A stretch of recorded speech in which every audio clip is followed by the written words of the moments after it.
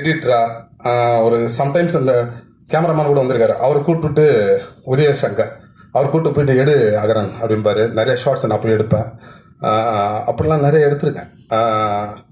அப்படி எனக்கு ஒரு சினிமாவை எளிமைப்படுத்தி இப்படி யார் வேணாலும் ஒரு சினிமாவை கையாளலாம் அது அப்படிங்கிற ஒரு சிம்பிளிசைஸ் பண்ணி கொடுத்தவர் வேலு பிரபாகர். அதில் எந்த ஒரு மாற்று கருத்தும் இல்லை.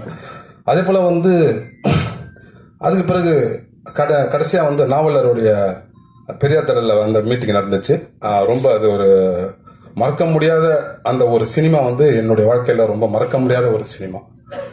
அதே போல் சிறிது காலம் வெளியே போயிட்டு ஜெயதேவி மேடத்திட்ட பவர் ஆஃப் உமன் ஒர்க் பண்ணேன். அதுக்கு பிறகு நான் வெளியே கேமரா ரன் முடிச்சுட்டு அப்புறம் ஒரு சின்ன கேப் பிறகு அவரை சந்திக்கும் போது இந்த பெரியார்களை பற்றி அந்த பெரியார் பதிவுலாம் ஷூட் பண்ணி அதை வலைதளத்தில் ஏற்றி விடுறது, அவரோட நான் கேமராமேனாகவும் அவரோட ஒர்க் பண்ணி நிறைய பண்ணிகிட்டு இருந்தோம்.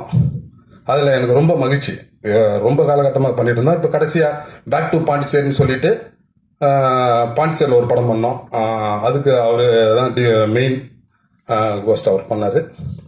நான் அவரோட ஒர்க் பண்ணேன். அவரோட நிறைய ஒர்க் பண்ணேன். இப்போ கடைசி காலகட்டத்தில் பார்த்தீங்கன்னா நிறைய பெரியார்கள் அந்த இன்னும் கூட கடைசி பேருரை என்னிட்டு தான் இருக்குது. அதை விரைவில் வெளியிடுவோம்.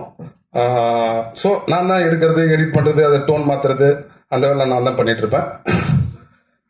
அது மட்டும் இல்லை, இப்போதைக்கு ஒரு படம் எடுத்துகிட்டு இருந்தார் கடவுள் 2. எல்லாத்துலேயும் இப்போ கடைசி காலகட்டத்தில் தொழில் ரீதியாக அவரோட நான் பயணித்தேன். ஸோ இது ஒரு முக்கியமான பதிவாக நான் சொன்னேன். இந்த வாய்ப்பு இந்த மாதிரி தான் நான் இன்னமும் நிறைய படங்களை நானும் எடுத்துகிட்டு இருக்கேன். இப்போ அடுத்த கூட இல்லை வரப்போகிற ஒரு சில்ட்ரன் மூவி கூட சரி தான்.